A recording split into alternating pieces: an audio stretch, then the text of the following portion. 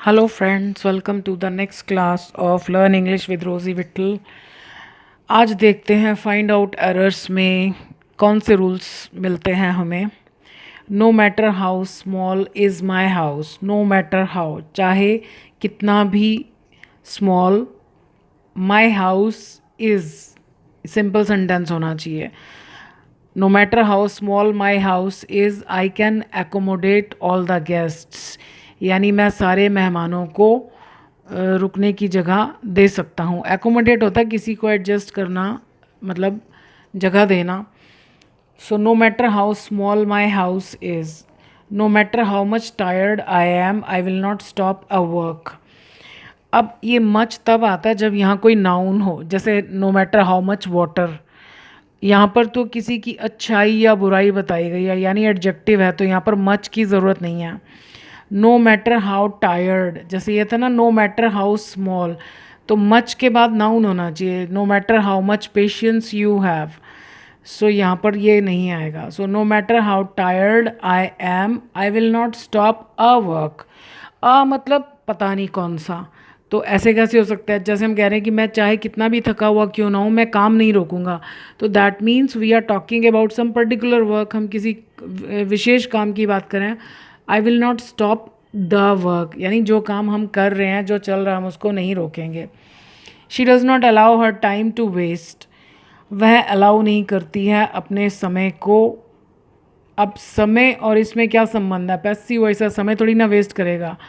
To be wasted, अगर यहाँ allow की जगह लेट होता, अलाउ और लेट का मतलब सेम ही होता है।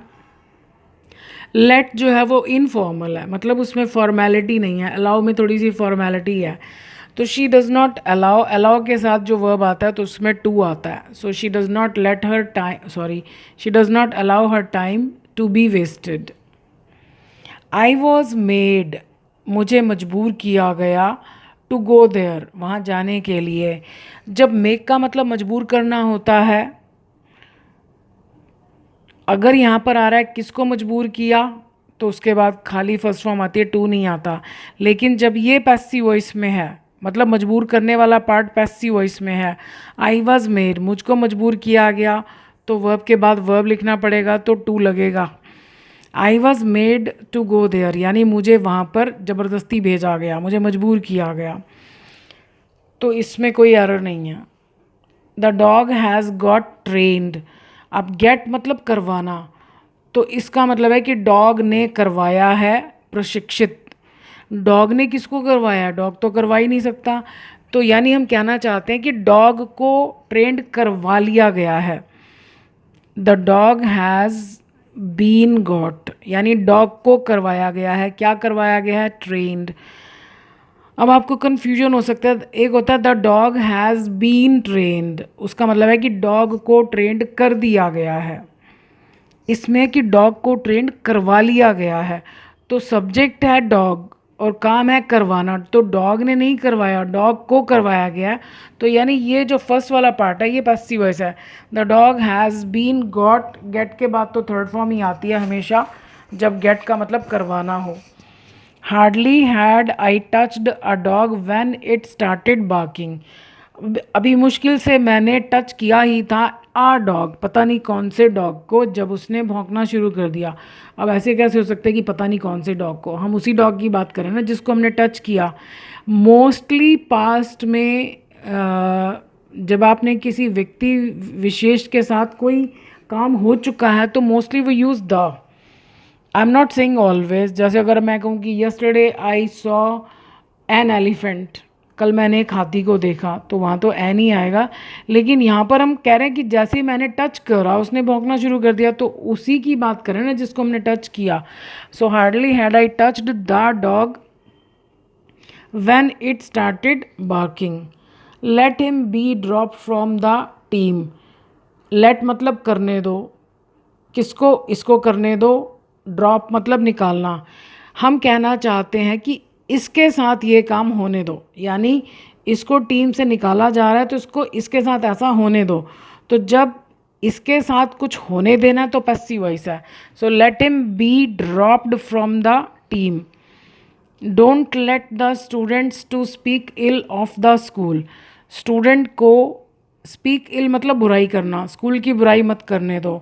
सो don't let the students, let के साथ टू नहीं आता, अलाउ के साथ आता है, लेट के साथ नहीं आता। So don't let the students ये नहीं आएगा, speak ill of the school. They were made to cancel the programme by the darkness. They were made उनको मजबूर किया गया, टू कैंसिल, अब जैसे यहाँ पर मेक के बाद टू आ रहा था तो यहाँ भी आएगा क्योंकि ये पैसिव वॉइस है। उनको मजबूर किया गया प्रोग्राम कैंसिल करने के लिए बाय द डार्कनेस। अब ये बाय द डार्कनेस बहुत दूर चला गया, ये ऐसे होना चाहिए, they were made by the darkness to cancel the program, यानी उनको मजबूर किया गया किसके द्वारा, वो यहाँ आना चाहिए। ये तो कुछ अजीब सा लगता है कि they were made to cancel the program, उनको प्रोग्राम कैंसिल करने के लिए मजबूर किया गया अंधेरे के द्वारा। They were made by the darkness to cancel the program. The elephant who is pushing your car seem to have gone mad, मतलब जो एलिफेंट तुम्हारी कार को धक्का दे रहा है वो लगता है कि पागल हो गया है। द एलिफेंट हु, एनिमल्स के लिए और नॉन लिविंग के लिए हु नहीं आता, which. The elephant which is pushing your car seems, एस आएगा क्योंकि एलिफेंट एक ही है। सीम्स लगता है पागल हो गया है, प्रेजेंट परफेक्ट आ रहा है तो सीम के बाद हमने टू लगाकर हैव प्लस थर्ड फॉर्म। ये मैंने सीम के ऊपर अलग से वीडियोस बनाई हैं, शायद मिसलेनियस में है या इन्फिनेटिव वाले में है, ये सीम वाली काफ़ी सारी एक्सरसाइज है।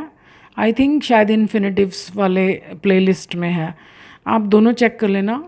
पहले तो इन्फिनेटिव वाली चेक करना, 90% उसी में ही है, अगर उसमें नहीं मिले तो आपको मिसलेनियस में मिलेगी। So the elephant who is pushing your car seems to have gone mad. अब मैंने आपको बताया था कि जिसकी विशेषता आप बता रहे हो वही अगर आगे भी सब्जेक्ट है तो शॉर्टकट है।